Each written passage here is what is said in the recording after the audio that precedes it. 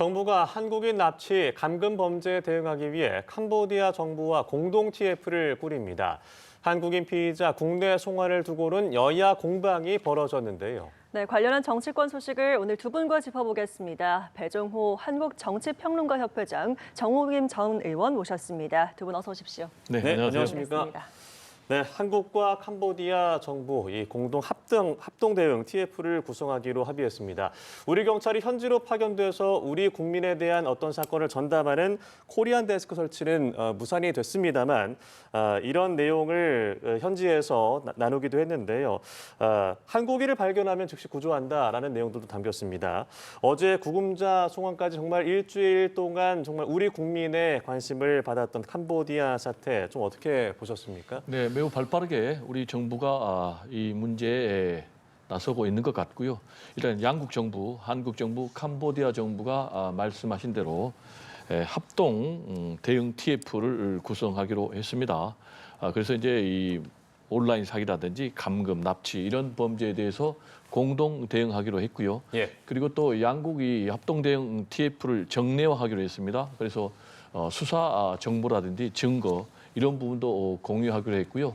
또 캄보디아 정부는 블랙리스트를 작성을 해서 이 블랙리스트라 하면 이제 한국인들이 이 현지 범죄에 연루가 됐다가 추방이 됐다면 다시 재입국하지 않도록 하는 이제 그런 제도적인 방법도 강구하기로 했다라는 이제 소식이 전해지고 있고요. 예. 또 우리 정부는 현지에 이 대응반을 파견을 해서 현장 점검에 지금 나서고 있는 그런 상황. 그리고 또 민주당에서는 이 전담 본부장이 현장에 나가서 지금 이제 3명의 대학생을 구출했지 않습니까? 예. 김병주 단장인데 이런 부분도 굉장히 발빠르게 이루어지고 있는 것 같고 또 구금됐던 한국인 64명을 지금 이제 전세기로 송환하고 있는 이런 상황도 이제 매우 발빠른 것으로 보여지는데 근본적으로 좀 전체적인 이 피해 현황 이 실태를 좀 파악을 해야만이 체계적으로 대응할 수 있는 것 아닌가. 구체적으로 현재 뭐 감금돼 있는 사람이 어느 정도고 실종된 피해자들이 어느 정도고 이런 이제 실태를 좀 전체적으로 파악해야만이 체계적인 대응이 나오지 않을까 이런 생각이 좀 듭니다. 예. 그리고 뭐 조금 전에 들어온 소식에 따르면 뭐 캄보디아 범죄 조직에 대한 금융 제재를 추진한다라는 내용도 있고요. 이번 일련의 사건들 좀 어떻게 보셨어요? 그러니까 그 나라 정부의 수준의 한 그 잣대가요.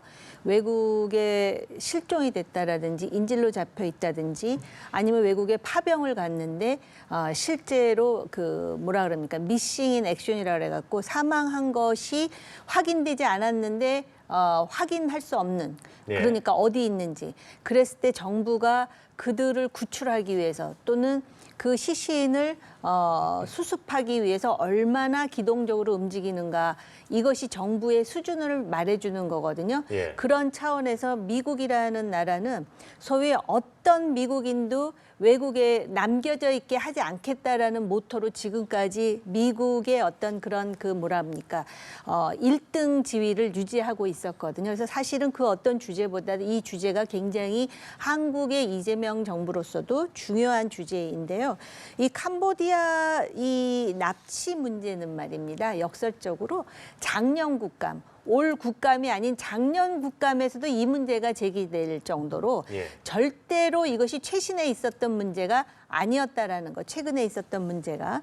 그런데 보니까는 지금 거기 구금되어 있거나 또는 실종되어 있는 한국인이 순수한 피해자인 경우, 또 피해자이면서 가해자인 경우, 또 가해자인 경우로 나눠질 수밖에 없는 복잡한 구도라는 것이고 이 범죄 조직이 단순히 범죄 조직이 아니라 범죄 산업화되어 있다는 것이고 여기에는 캄보디아의 로컬 현지인뿐만 아니라 중국인 내지는 중국계 캄보디아인까지 연결되어 있다는 것이고 세 번째는 캄보디아 정부가 이 조직하고 상당히 밀접하게 관련이 돼 있기 때문에 과연 그 정부를 얼마나 신뢰할 수 있는지가 여전히 의문시 된다라는 것이고 또 우리로서는 캄보디아가 중국과도 가깝지만 북한하고도 연결이 돼 있어서 공개되어 있지는 않지만 우리 국정원 직원이라든지 경찰이 다양한 작전을 수행하고 있는 곳으로 알고 있습니다.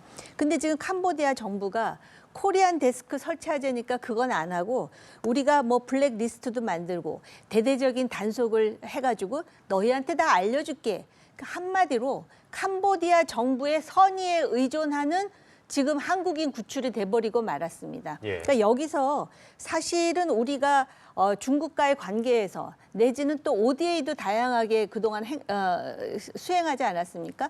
분명히 레버리지가 있을 텐데 과연 레버리지를 얼마만큼 활용했는지에 대해서 의문이 들지 않을 수가 없을 것이며 경제 제재 얘기도 하는데요. 다양한 방법을 통해서 해야 될 일은 바로 아까 제가 3가지로 분리한 것 중에 피해자, 예. 그들을 어떻게 한 명이라도 더 구출을 하느냐가 이 정부의 노력을 평가받는 잣대가 될 것이다 이렇게 보입니다. 네. 이렇게 구금됐던 한국인 64명을 국내로 송환한 데에 대해서 정치권의 평가는 또 극명하게 엇갈렸습니다. 여야의 입장 들어보고 대담 이어가겠습니다. 피해자는 두고 피의자부터 전세기 귀국시키며 홍보에 몰두할 때가 아닙니다. 국민의 생명보다 홍보가 먼저인 정부에 국민은 더 이상 기대하지 않습니다. 국민의힘은 정치 공세를 중단하십시오. 우리 국민의 추가 피해와 범죄를 예방하고 피해자를 구조하기 위한 조치를 정쟁의 수단으로 삼아서는 안 됩니다. 네, 민주당은 정부의 신속 대응을 환영한다라고 밝혔지만 국민의힘은 피해자를 2번 죽이는 범죄자 송환쇼라고 깎아내렸습니다.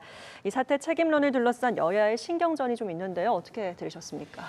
일단 국민의힘의 이 대응은 굉장히 좀 잘못된 것이 아닌가 이렇게 생각이 됩니다. 국민의힘의 주장은 왜 피해자를 먼저 구조해야 되는데 범죄자를 먼저 구조하느냐 라는 그런 입장이에요. 네. 지금 전세기를 통해서 구금됐던 64명의 피의자입니다. 피의자를 먼저 국내로 송환한 것에 대해서 그런 주장을 하고 있는데 이런 것이 잘못됐다라고 제가 보는 첫 번째 이유는 예. 이분들이 범죄 피의자이기도 하지만은 이 사람들이 동시에 피해자이기도 하거든요. 네. 그러니까 이분들도 이 캄보디아의 범죄 조직, 단체에 의해서 강제로 구금되고 억류돼서 범죄에 악용되는 그런 문제가 있다라는 점에서 지금 국민의힘의 주장은 좀 설득력이 떨어진다라는 얘기. 그리고 2번째로 이분들을 국내로 송환해서 수사해서 처벌하지 않으면 계속해서 이분들이 이 범죄에 악용이 되고 그렇다면 이 사람들의 범죄의 악용에 의해서 제2, 제3의 또 국내에서 범죄 피해자들이 양산되기 때문에 이런 주장은 좀 잘못된 것이다라는 말씀을 드리고 3번째로는 이러한 절차가 반드시 해야 되는 필수적인 법 절차다. 이분들이 범죄 피의자니까 국내로 송환해서 수사를 하고 또 처벌해야 되지 않겠습니까? 그런 점에서 좀 잘못됐는데 하나 더 제가 추가해서 얘기를 하자면 아까 우리 의원님께서도 말씀하셨지만 이 문제가 지금 이재명 정부에서 갑자기 불거진 문제가 아니거든요. 예. 그러니까 2023년도에는 17명에 불과했지만 2024년도에는 이 피해자가 이 한국인 대상 범죄 피해자가 무려 220명으로 거의 10배 이상 늘어났단 말이에요. 그러면 이때 당시는 뭐 했느냐라는 문제가 나오는 거예요. 그러면 특히 잘 아시겠지만 윤석열 정권에서 이게 문제가 됐음에도 불구하고 통일교가 청탁을 했지 않습니까? 그러니까 이 문제에 대해서 사실상 외면하는 그러면서 오히려 이 캄보디아 정부의 국제 원조는 2배 이상 늘려주는 이런 행동을 해왔기 때문에 이 부분에 있어서는 현재 이재명 정부도 책임이 있다. 라면은 윤석열 정권도 책임이 있고 특히 국민의힘도 책임이 있다. 라는 점에서 이런 것은 굉장히 무책임한 그런 정치 공세가 아닌가. 그래서 국민의 이 생명, 안전 여기에 관련해서 여야가 어디가 있겠습니까? 그래서 저는 이 문제와 관련해서는 국민의힘도 좀 초당적으로 나서야 되고 저는 지금 정치가 실종이 돼 있지 않습니까? 싸움박질 정치만 하고 있는데 이런 국민의 생명 그리고 안전과 직결되는 문제에 있어서는 좀 초당적으로 협치를 해야 된다. 그래서 오히려 이 문제와 관련해서 국민의힘이 민주당과 힘을 합쳐서 협치의 시동을 거는 그런 좀 모습을 보여주면 어떨까 하는 좀 개인적인 바람을 갖고 있습니다. 네, 국민의 안전이 걸려 있는 문제인 만큼 초당적인 협치가 필요하다라고 얘기를 해주셨는데요. 이번 주 해당 상임위 국감에서도 좀 쟁점이 될 것 같은데요. 어떻게 보셨습니까? 이거는 당연히 쟁점이 돼야 되고 또 쟁점만 되면 뭐합니까? 작년 얘기 제가 하지 않았습니까? 네. 저는 그 정파적인 얘기 빼고 말씀을 드리자면 아까 모두에 그렇게 말씀드렸잖아요. 피해자인 경우가 있고 피해자이며 가해자인 경우가 있고 세 가지가 애초부터 있다고 가해자인 하셨죠? 예. 경우가 있는데 그러면은 1차적으로 구출해야 될 사람들은 피해자잖아요. 네. 근데 요번에 60여 명은 이미 캄보디아 경찰에 의해서 구금되어 가지고 거의 전 세계로 수갑 차고 들어와서 오자마자 지금 영장 청구되어야 될 사람들이고 사진 보시면 아시겠지만 이 다리에 막 조폭 문신 같은 거 있잖아요. 그리고 조금 전에 모 의원이 민주당에 자기가 뭐 몇 사람을 구출했다 그래가지고 제가 그 기사를 봤어요. 아마 네. 그 기사가 그 기사일 것 같은데 그래서 무사히 탈출해가지고 아마 본인의 지역구의 주민의 남양주요? 예. 요청에 의해서 왔는데 그 사진을 보시면 아시겠지만은 그 이렇게 팔에 또 여전히 조폭 문신의 체격도 만만치가 않은 사람이 들어왔더라고요. 그러니까는 일단 정부도 이 사람이 단순 피해자인지 아니면은 가해자인지 구분은 안 되고 지금 뭐 이야기 나왔던 대로 일단 한국 사람들이 하부 조직에서 움직였기 때문에 데려와야 된다라는 건 맞는데 마치 또 그 사람들이 옴으로써 피해자가 구출됐다라는 인식을 주는 거는 잘못된 거 맞고요. 그다음에 이 지금 외교부 장관이 외통위에서 국정감사하면서 자기는 뭐 그 관세라든지 뭐 이거 하느라고 불과 뭐 일주일 전에 알았다 이런 식으로 답변을 하는 것도 상당히 적절치 못한 것이고요. 그다음에 맞아요. 이게 지금 올해 실종자가 300명이고 작년에 220명이라고 지금 알려져 있거든요. 예. 그렇기 때문에 윤석열 정부 때부터 이것이 문제가 그러니까 작년 국감에서도 이 얘기가 나왔겠죠. 근데 바로 그겁니다. 뭐 통일교가 됐든 뭐가 됐든 ODA를 그만큼 했으면 작년에 그럼 올해 정부는 이 사람들을 구출하기 위해서 그 ODA라도 레버리지로 지렛대로 삼아서 일단 그 선의의 피해자 그러니까 뭐 통장 빌려주면 내지는 무슨 그 취업 사기로 해서 간 사람들이 있지 않습니까? 그래서 좀 더 그 구출해 내는데 이 사람들이 그 주 목적이 되어야 된다라는 것이고 지금 몇몇 국회의원들이 자기가 구했다 그러면서 금세 구했어요. 뭐 사실은 시간이 오래 걸릴 줄 알았는데 금세 구했다라는 말 하잖아요. 그러면 꼭 국회의원한테 지역구 주민이 읍소를 해야 구해지는 것이냐 이거예요. 그렇게 해서 빨리 구할 수 있다면은 정부의 시스템도 제대로 가동한다면 빨리 구할 수 있지 않겠습니까? 그리고 또 한 가지 지적하자면 제2차관을 중심으로 해갖고 방문단이 갔잖아요. 무슨 얘기가 나오냐면 그렇게 해서 돌아다니면서 이미 사전에 아까 말씀드렸듯이 캄보디아 정부에 상당히 문제가 많아서 사전에 정보가 누출이 돼서 지금 중국계 캄보디아인이라고 하는 주범 이 사람은 지금 어디로 갔는지 아무도 못 찾는다라는 겁니다. 그리고 이미 주요 직책을 맡고 있어서 먼저 검거해야 될 사람들은 다 도망가고 그 밑에 조직원으로 있던 한국 사람들 지금 우리가 데리고 오는 거 아니겠습니까? 그래서 그런 차원에서 그런 지적, 뼈아픈 지적에 대해서는 좀 귀담아 듣고 국정 수행을 잘하면 좋은 거 아니겠습니까? 네, 말씀하신 대로 아직 피해자가 많이 남아 있습니다. 이분들을 어떻게 처리하고 송환할 수 있을지 대책 마련이 시급해 보이는데요. 저희가 주제를 달리해 보겠습니다. 국내 주요 그룹 총수들 삼성, SK, 현대, LG, 한화 총수들이 트럼프 미국 대통령과 미국에서 플로리다주에서 7시간 넘게 골프를 쳤습니다. 한미 무역 협상이 어느 정도 좀 진전이 있었다라는 소식이 이번 주에 있었는데 관련해서 뭐 굉장히 삼엄한 경계 보안 속에서 보도된 내용들이 사실 많지는 않습니다만 이 기업 총수들과 트럼프 대통령 골프를 치면서 여러 얘기를 나눴을 것 같은데 어떻게 좀 전망을 하십니까? 네, 저는 뭐 굉장히 좀 긍정적인 그런 자리다 이렇게 평가를 하고요. 에이펙 한미 정상회담에서는 반드시 한미 관세 문제를 매듭을 지어야 되는 것 아니겠습니까? 예. 대미 수출에 특히 이제 자동차 문제는 이게 계속해서 협상이 매듭 지어지지 않으면 큰 부담이 되기 때문에 그렇습니다. 현재 이제 한국과 미국 이 관세 협상에 있어서는 쟁점이 크게 세 가지예요. 3,500억 달러 미국에 투자하는 것과 관련된 이제 첫 번째로 이 투자 구조를 어떻게 할 것이냐. 예. 미국은 뭐 선불로 현금으로 하라고 그랬는데 우리는 그렇게는 못하겠다. 주로 보증으로 좀 하겠다. 대출로 하겠다라는 이제 그런 입장. 그리고 최근에는 뭐 이 문제를 원화로 하라는 이제 그런 의견을 미국에서 뭐 제안했다라는 그런 부분도 있고, 그리고 두 번째로 이제 한미 통화 스와프 우리는 전액해달라라는 이제 그런 요구를 하고 있고, 이 문제와 관련해서 또 뭐 지금 한미 간의 협상에 조율 중인 것 같고, 세 번째로 쟁점은 이제 이 투자 배분 3,500억 달러 어떻게 네. 할 것이냐, 이런 쟁점을 놓고 이제 막판 지금 협상이 총력전에 들어간 그런 상황인데, 이런 상황에서 지금 우리 정부만 하는 것이 아니고 재계 총수들도 지금 트럼프 미국 대통령과 같이 이 골프 회동을 하면서 자연스럽게 이 문제가 논의가 되지 않겠습니까? 그래서 뭐 삼성의 이재용 회장, 그리고 또 뭐 정의선 뭐 회장 등 다 국내 재벌 기업 총수들이 지금 뭐 트럼프 대통령과 만나가지고 뭐 반도체 문제, 자동차 문제, 배터리 문제 이런 부분에 대해서 얘기를 하면 아무래도 좀 협상의 폭이 굉장히 넓어지지 않을까, 저는 이렇게 좀 긍정적으로 보고 있는 그런 상황입니다. 예. 그러다 뭐 트럼프 대통령은 공정한 대우를 원한다면서 수천억 달러 그리고 조 단위의 돈이 미국으로 들어오는 것이 공정한 것이다라고 하고 있는데, 우리 돈으로 한 500조 원 되는 돈이잖아요. 어떻게 협상이 좀 이루어지겠습니까?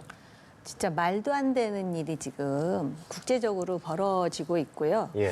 지금 미국과 중국 간의 그 협상의 와중에 한국 문제가 항상 이렇게 중간에 들어오면서 우리를 더 곤혹스럽게 하는 측면이 있거든요. 그래서 미중 관세 협상이 어떻게 되는지도 봐야 되고, 또 우리에 대해서는 이것을 전액 그 선불 현금 처음에는 그렇게 요구를 했잖아요. 네. 그래서 제가 지난번에도 도대체 그러면은 한미 정상회담에서 무슨 얘기가 오갔길래 저렇게 트럼프가 큰 소리를 치는가에 대해서 질문을 한번 던진 적이 있었는데요. 자꾸 지금 뭐 그 실무진, 즉 그 미국의 재무부 장관이라든지 이런 레벨에서는 그래도 지금 희망 섞인 얘기가 나오는데, 지금 앵커님 지적하셨듯이 트럼프는 계속 공정한 협상을 얘기를 해요. 그래서 네. 아직 끝날 때까지 끝난 게 아니기 때문에 주의 깊게 지켜봐야 되는데, 우리가 현실적으로 달러로 3,500억 달러를 다 낼 수는 없으니까, 그러다 보니까 스와프라든지 원화 결제라든지 또 일부 지불 보증이라든지 얘기가 나오는 상황에서 지금 우리나라의 기업 총수 5명입니까? 불러다 골프를 쳤다는 거 아니에요? 네. 그러니까 그 5명을 보면 한국의 넘버 1, 2, 3, 4, 5가 누군지를 알 수가 있는 데다가, 한국 대통령 중에 이렇게 이 5 기업 총수를 불러서 골프를 친 적이 있었는가? 그런 생각이 들면서 좀 씁쓸한 마음도 있어요. 손정희 회장이 물론 초대를 해서 그랬더니 우리나라 언론에서는 그럼 누가 트럼프랑 4명이 한조가 됐는지 굉장히 관심을 갖는 것 같은데, 전 그런 거 관심도 없고요. 아무튼 이거에 대해서 정부는 이렇게 5명의 한국 총수를 불렀으니 좀 낙관적이지 않을까라고 생각을 하는 것 같은데요. 제가 알기로는 지난번 한미 정상회담에서 3,500억 원 달러는 따로이고, 이 사람들과 관련해서는 또 1,500억 달러를 따로 얘기한 것으로 제가 기억합니다. 제 기억이 맞다면. 그런데 5명을 불렀는데 이 사람들이 바로 21세기 산업에 굉장히 역할을 할 수 있는 반도체와 배터리와 자동차예요. 근데 트럼프가 가장 신경을 쓰는 게 AI의 초강대국을 만들어서 세계를, 글로벌 사회를 미국이 여전히 패권을 가지고 가겠다라는 것이거든요.